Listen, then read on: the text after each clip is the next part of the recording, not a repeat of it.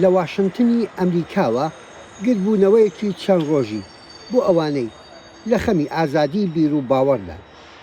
ئەو مژارەی لە زۆر جێی دنیا وای لێ هاتووە کۆمەڵێک مافی ئەوانی تر زەو دەکەن لە سلێمانیەوە بۆ ئەمریکا و هەڵبژێراو بۆ ئەم کۆربەندە. خۆشحاڵم کە لە جیهانە لە کۆی ئەو 1946 کۆنەری کە هەمانە ئەمریکان کۆرنەی سلێمانی هەڵبژێراوە وەکو یەکێک لەو کەسانی کە بەشداری بکات لە پرۆگرامی IRF فۆریوم بۆ بابەتی ئاینە جیاوازەکان و ئازادی ئاینەکان. سەودە کەسایەتی هەڵبژێراوە لە جیهانە کە سەودە کەساتی کاریگەرن لە بواری ئاینە ئازادی ئاینەکانە. ئێمەش خۆشحاڵین کە لەم شانسیەوەمان هەبوو بەشدار بین وەکو لەو کەسایەتیانە هەڵبژێرن. هەر لایە و لەسەر مێزێک و بژاری ئازادی ئاین و گفتوگۆ مێزی عێراق و سووریا و ئەفغانستان و پاکستان و جاکوێی ترنا باسکردنی ئەوەی ئازادی ئاین لە وڵاتەکەیان بە چه ئاقارێ گەیشتووە.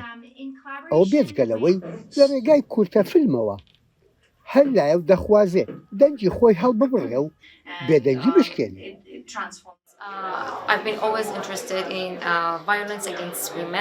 هەموو کات بابەتی بەکارهێنانی توندوتیژی لە دژی ژنانم بەلاوە گرنگ بووە، بە تایبەتی ئەو هاوسەریە کاتیانەی کە لە ژێر سەیوانی ئایندا دەکرێن لە وڵاتێکی وەک ئێران بەڕێوە دەچێت و حکوومەتیش پشتگیری لێ دەکات.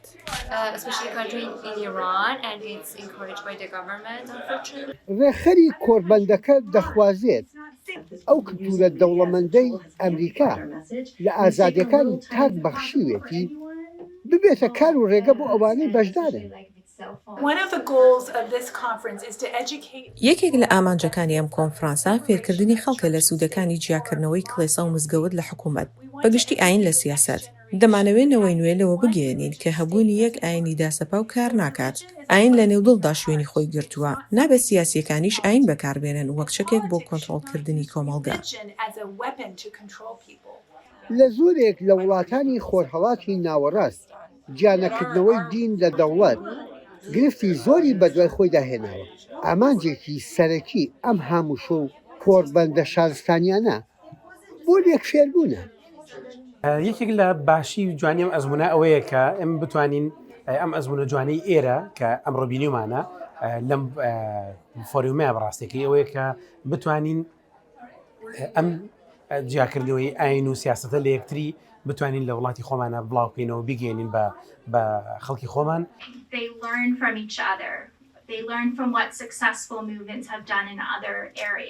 یەحیا بەرزنجی دەنجی ئەمریکا، واشنگتن.